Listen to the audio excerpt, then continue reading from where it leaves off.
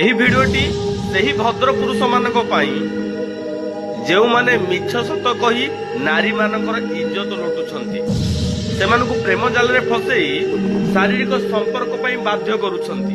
ସରି ସରି କହି ମୋ ମନକୁ କିଣି ଅଭିନୟର ଜାଲ ବିଛେଇ ଶାରୀରିକ ସମ୍ପର୍କ ରଖିବା ତୁମର ମୂଳ ଲକ୍ଷ୍ୟ ଥିଲା, କିନ୍ତୁ ମୁଁ ବି ଗୋଟେ ଏତେ ବଡ ବୁକି ଥିଲି ଯେ ତମ ଚାଲର ଅଭିନୟ ଟିକକ ବି ମୁଁ ବୁଝିପାରିଲି ନାହିଁ।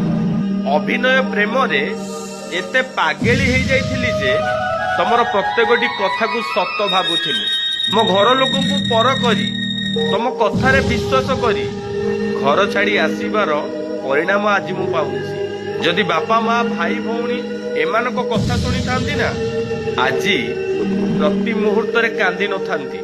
ଦିନେ ତମେ କହିଥିଲ ରାଣୀ କରି ରଖିବ, କିନ୍ତୁ ଆଜି ତମ ପାଖରେ ଚାକରାଣୀ ଭଳି ଖଟୁଛି।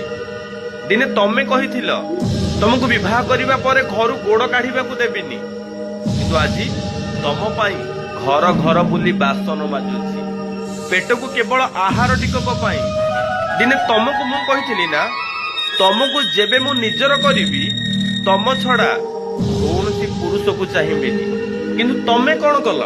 ମତେ ବିବାହ କରିସାରିବା ପରେ ମତେ ଛାଡି ଅନ୍ୟ ନାରୀ ମାନଙ୍କ ପଛରେ ବୁଲିଲ।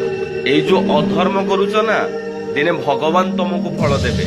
ମୁଁ ତ ତମର ପତ୍ନୀ ହେଇସାରିଛି, କିନ୍ତୁ ମୁଁ ଯେତିକି କଷ୍ଟ ପାଉଛି ତାର 100 ଗୁଣା କଷ୍ଟ ତମେ ପାଇବ।